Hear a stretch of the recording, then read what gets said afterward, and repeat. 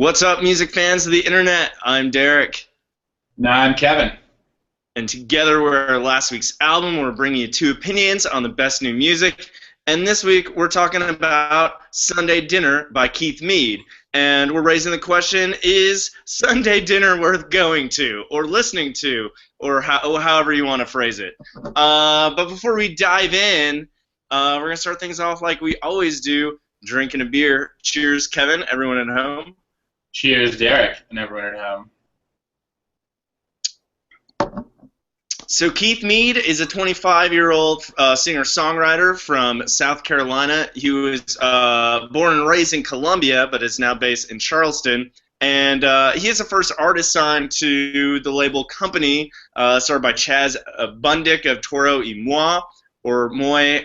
We're not sure how that is pronounced, per se.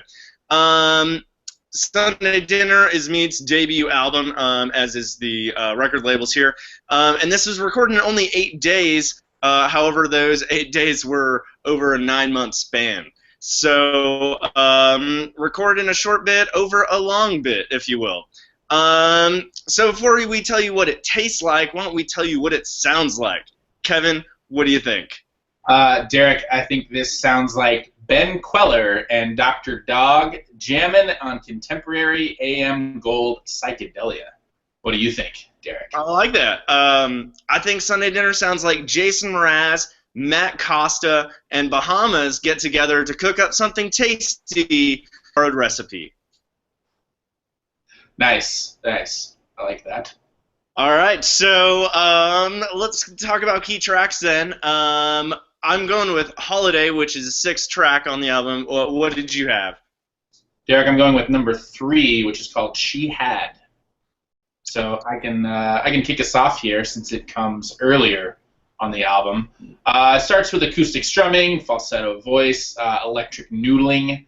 Around 30 seconds, the psychedelic fog just gets super heavy with purring synths and trippy bass.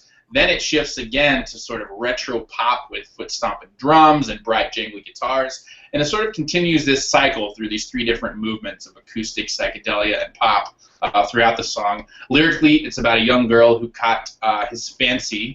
He even pokes fun at himself when he says, "You're out of season, you're out of style. As for a reason, she's young and wild." And the ending gets super trippy with hand claps, pinging piano, drippy bass, whirring synths. And overall, just a great example of his sort of psychedelic singer-songwriter style.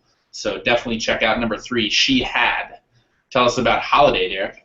Holiday kicks off with this playful electric guitar riff that really kind of serves as a backbone throughout the song. Crisp drums, bass guitar, and an intermittent whizzing synth.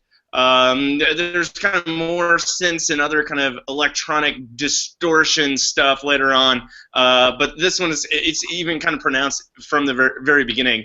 Lyrically, he's kind of talking about having problems with his lady friend and kind of wanting to get away, take a holiday, if you will. He kind of does this in sometimes kind of describing like good personal financial habits and bad personal financial habits. He says, "I was thinking of a holiday, took my money, put it all away. That's good. Said forget it, spent it yesterday. That's bad." But overall, kind of fun way to kind of, as I think you pointed out earlier, here he's kind of making fun of himself as well, and really this kind of playful, very catchy track overall. So lyrics describing financial habits aside, let's talk about best lyric. Kevin, what did you have? Derek, these are not related to finances, but I do appreciate the financial wisdom. You guys are not just getting an album review today, you're getting some money tips. But best lyric-wise, I'm going with one from Polite Refusal, and he says, "What if I laughed in the middle of a fight? Polite refusal. What if I left in the middle of the night? Your love ain't useful." And I just want to go, oh, snap. It's brutal and biting with honesty, and that's sort of the trademark of Mead's lyricism here. Often he delivers them in such sweet melodies, though, that it's kind of like a really, really nice backhanded compliment. You hate it, but you love it at the same time. So what did you think, Derek? What was your favorite lyric? You know, mine actually kind of follows the same thing. It comes from a song called Change. Oh, excuse me. And he says, "You're only wasting precious time if you think I'm going to change my mind. Darlin, I'm feeling much too old. Never really could do just as told." So I think it really kind of fits a lot of things there, and I just thought it was kind of well constructed there. So that brings us to overall rating, and the big question is this new record here, new meets old style, a fresh, flavorful meal, or just gold leftovers? Kevin, what do you think? Derek, in terms of rating, I'm going to give this one a 4 out of 5. I personally couldn't find a bad track on the album. I think it creates a really unique mix of retro and postmodern sounds and does it all very smoothly. Only downside, sometimes the more contemporary sounds are a little bit more atmospheric than they are sort of central to the song. I'd love to hear him try the opposite and make those sort of new digital sounds more central to the songs. I think he starts to get there on She Had and Change and Quiet Room, but I'd love to hear more of it.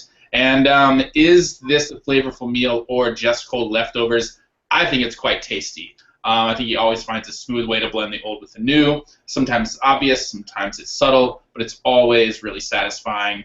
And overall, a really great album to shake those winter blues. So I think Sunday Dinner is definitely worth going to. What do you think, Derek? Kevin, I'm thinking cold leftovers that might be really good reheated. But for a rating, I'm actually going 3 out of 5. I really thought it wasn't bad. I'm not one to badmouth leftovers. I mean, come on. Good. I thought you were really pleasant vocal, instrumental melodies. Really like some of the spacey, futuristic sounds as they're kind of put against the kind of more traditional instrumentation. Polite Refusal, I thought was a really good example there. Overall, just great, strong debut.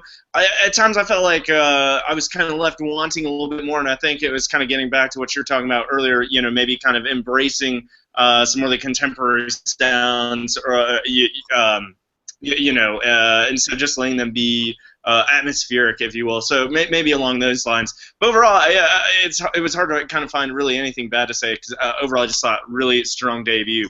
So a 3 out of 5 from myself, 4 out of 5 from Kevin. So that's a 7 out of 10 overall. So Sunday Dinner is not something to be missed.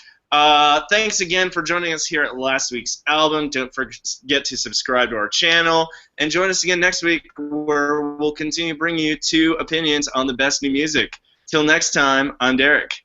And I'm Kevin. Later, guys.